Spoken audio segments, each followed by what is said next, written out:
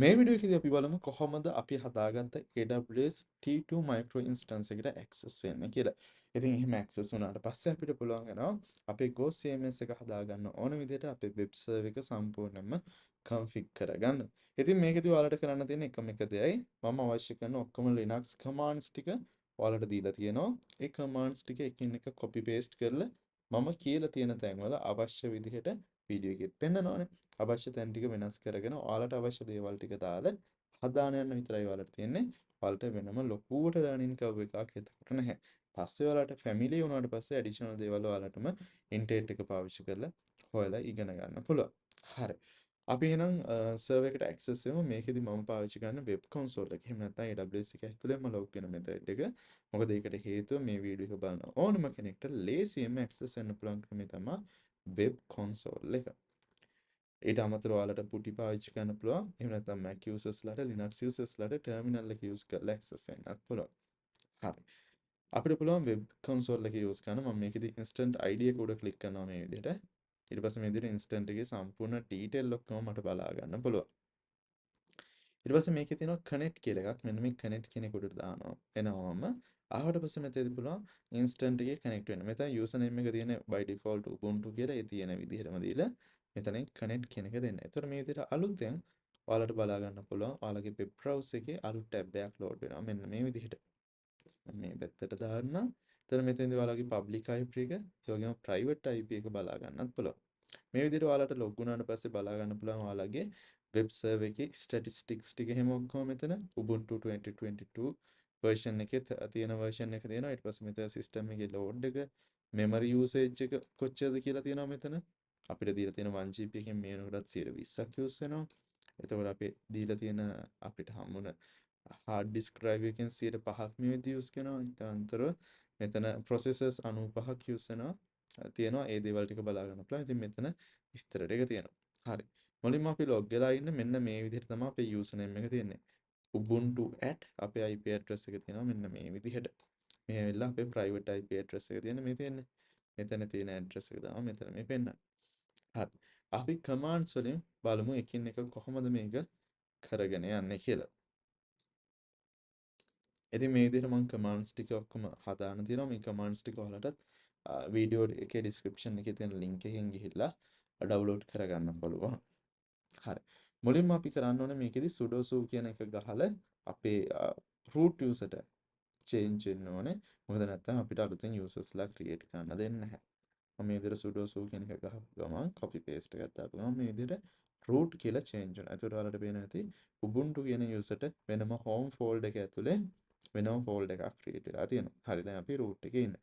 දැන් අපිට ghost install කරන්න නම් අපේ system එකේ install වෙලා තියෙන්න ඕනේ මොකක්ද username එක. ඉතින් මම මේකෙදි add කරගන්නවා user කෙනෙක්ව විදිහට චන්දිම කියලා. ඉතින් මේකෙදි චන්දිම කියන වචනේ වෙනකොට ඔයාලගේ නම හෝ ඔයාලගේ වෙබ්සයිට් එකේ නම හෝ ඔයාලගේ ප්‍රොජෙක්ට් එකේ නම හෝ ඔයාලට මතකයේ දින කැමති නමක් දෙන්න username එක විදිහට. මම විදිහට චන්දිම කියලා add කරනවා. ඒතකොට add කරාට පස්සේ password එකක් දෙන්න ඕනේ මෙතෙන්දී user ට. මෙතෙන්දී type කරන password මොකුත් අපිට පේන්නේ නැහැ. මොකද ඒක security purpose නිසා hide වෙලා තියෙන්නේ. ඉතින් ඒතකොට අපි type කළා කියලා එක හරියටම password එක type කළාද කියලා දැනගන්න තියෙන්නේ second time එකේදී password verification එකේදී password දෙක සමාන වෙනවද කියන එක බලන එකෙන්. මම මේකෙදි password එකක් දෙනවා මේ විදිහට. ටිකක් strong password එකක් මෙතන දෙන්න. ඊට පස්සේ මෙතෙන්දී ඔයාලට කැමති නමක් දෙන්න පුළුවන්.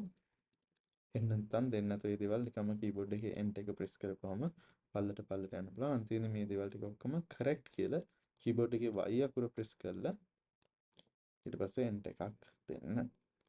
හරි. එතකොට ඔන්න අපි user කෙනෙක් add කරගත්තා. add කරගත්ත user අපිට ඕනේ sudo privileges වලට එහෙම නැත්නම් admin unlock කරගන්න මේ විදිහට මේ command එක run කරන්න. මෙතෙන්දිත් ඔයාලගේ add කරපු username එකේ චන්දිම කියන එක වෙනවා දාන්න.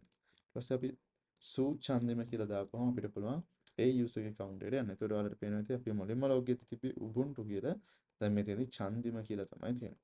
දැන් මට ආපහු මේකේදී root user එන්න ඕනේ. මම ඒකට sudo su කියලා type කරනවා. එතකොට අර අපි හදපු account එකේ username එක නෙමෙයි ඒකේ password එක දීලා තමයි log out වෙන්න තියෙන්නේ. හරි.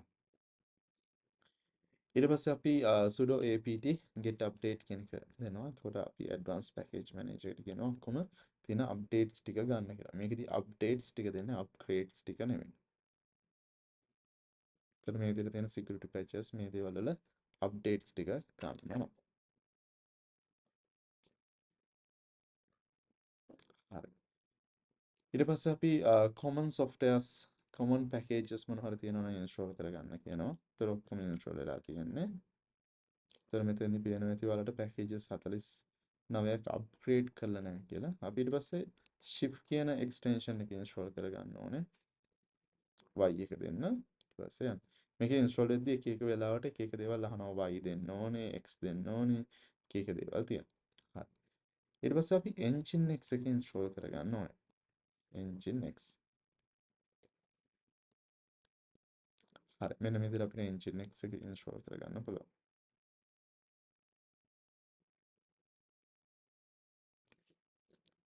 හරි. ඊට පස්සේ අපි mysql එක install කරගන්න ඕනේ මේ විදිහට. ඊට පස්සේ y එක press කරලා මේ විදිහට mysql download කරලා install කරගන්න පුළුවන්. මෙතෙන්දී අපි පාවිච්චි කරන්නේ mysql. තව තියෙනවා database type එකක් mariadb කියලා. ඒක නෙමෙයි පාවිච්චි කරන්නේ.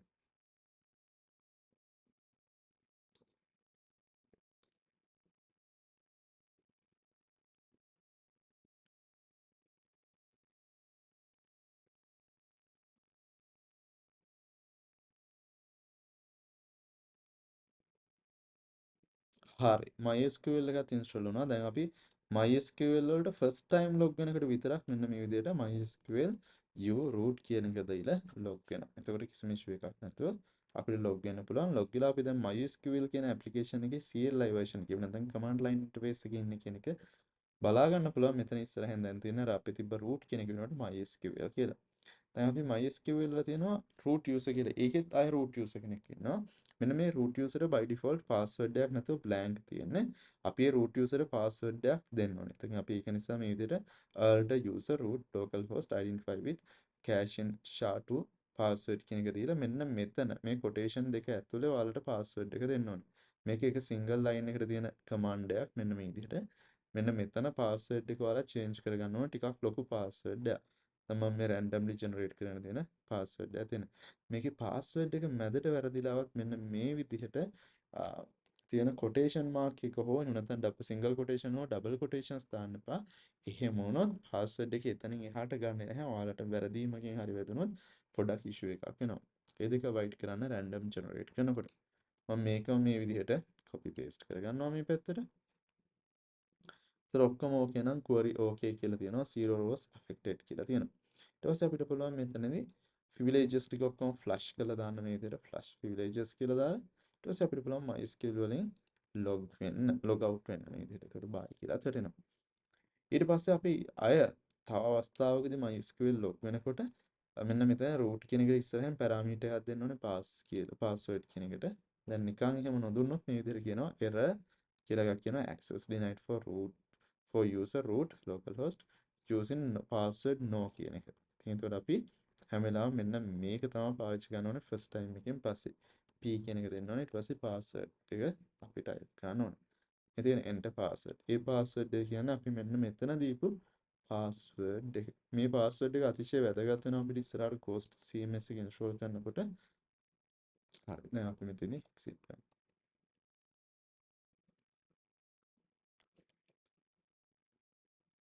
හරි exit වුණා.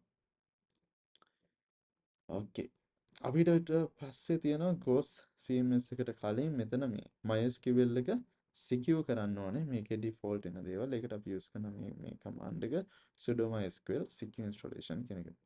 මේක දුන්නාට පස්සේ ඔයාලට පුළුවන් ඔයාලගේ root password එක මෙතන ආයෙසරයක් දෙන්න ඕනේ.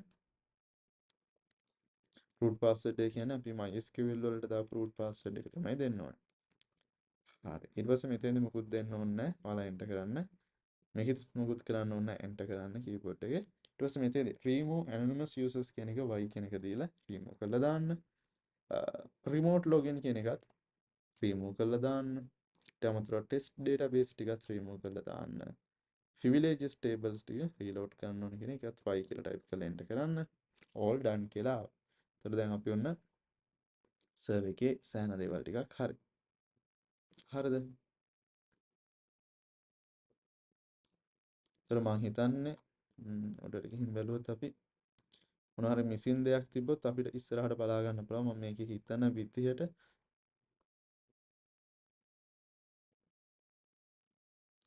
මේ මට මෙතනදී NGINX එක ඉන්ස්ටෝල් කරන්න මිස් වුණා. මම ඒක නිසා අපහ උඩට ගිහිල්ලා NGINX එක ඉන්ස්ටෝල් කරනවා මේ විදිහට. NGINX ඉන්ස්ටෝල් කළානේ. Okay. My bad. හරි ඊට පස්සේ අපිට තියෙනවා අපේ සර්වර් එක පොඩ්ඩක් අප්ඩේට් කරගන්න මේ විදිහට sudo apt get update කියන එක දාලා. හරි ඊට පස්සේ අපි අලුතෙන් ඩිරෙක්ටරි එකක් ඊට පස්සේ අපි මෙන්න මේ විදිහට මේ කමාන්ඩ් එක රන් කරනවා මේ වෙලාව node.js වලට node source gpg key එක ජෙනරේට් කරගන්න.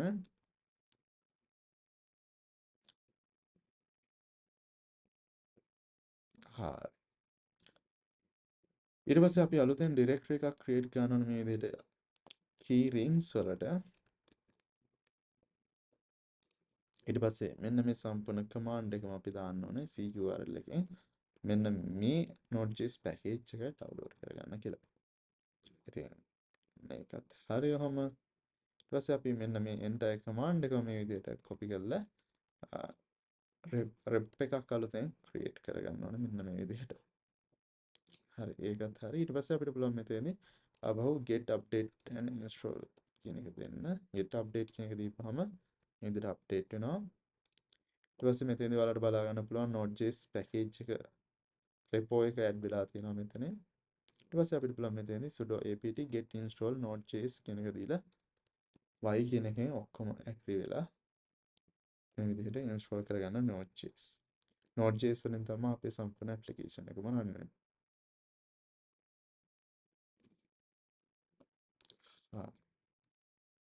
ඊට පස්සේ අපිට ඕනේ කරනවා අපේ NGINX එක firewall වලට add කරගන්න. මම මෙතනදී add කරගන්නවා මේ විදිහට NGINX එකේ firewall එකට. ඊට පස්සේ OpenSSH එකත් add කරනවා firewall එකට. nice. ඊට පස්සේ අපි sudo ufw කියලා දාලා අපේ firewall එකත් active කරගන්නවා. ඊට පස්සේ මෙතනදී y එක දීලා ඒක okay කරන්න. ඊට පස්සේ අපිට ඕනේ කරනවා අපේ server එකට install කරගන්න let's encrypt එකේ certificate port එක මම යාවත් install කරගන්නවා මේ විදිහට. ඊට පස්සේ y එක දීලා මෙතන install කරගන්න.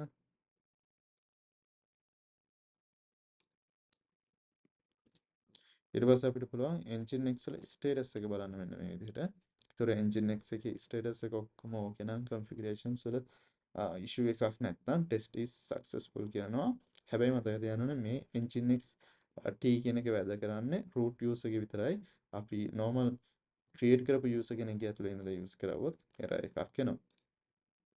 ඊට පස්සේ අපි globally install කරනවා ghost එකේ node package manager එක.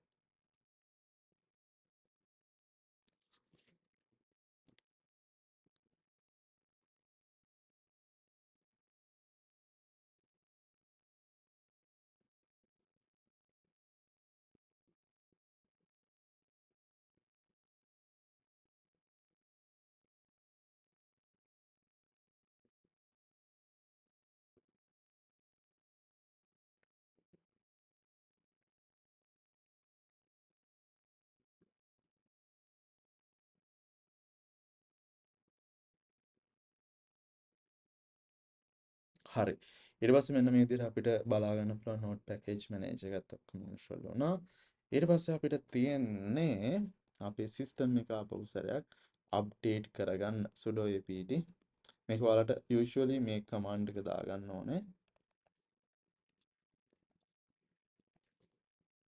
මෙතෙන්දී ඔයාලට පුළුවන් system එක update කරගන්න ඔක්කොම තියෙන packages. හරි ඊට පස්සේ ඔයාලට පුළුවන් අප්ග්‍රේඩ් කරන්නත්. හැබැයි මතක තියාගන්න ඕනේ සිස්ටම් එක අප්ග්‍රේඩ් කරනකොට සමහරක් වෙලාවට වැඩ කරන්නේ නැතුව යන්න පුළුවන්. ආතපු වාගේ තියෙන existing features. ඒක නිසා මේක පරිස්සමෙන් කරන්න ඕනේ. system create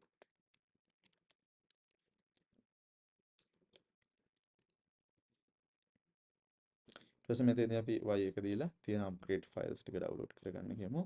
එතන මේ විදිහට තියෙන ඔක්කොම දේවල් ටික අප්ඩේට් වෙලා අප්ග්‍රේඩ් වෙලා යනවා.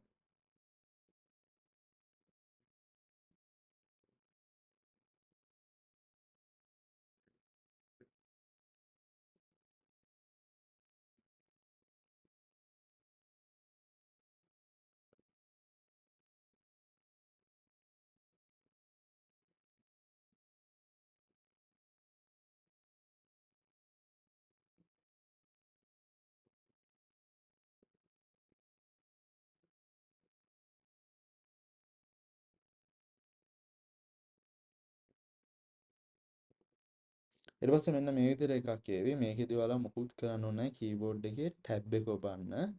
ටැබ් එක ඔබපුවාම මෙතන OK කියන එකට රෙඩ් කලර් එකකින් එනවා ඔයාලට බලා ගන්න පුළුවන්. ඊට පස්සේ කීබෝඩ් එකේ ස්පේස් එක තියෙන අර දිග ලොකු කී එක ඒක ප්‍රෙස් කරන්න. එතකොට එතනින් එහාට යනවා.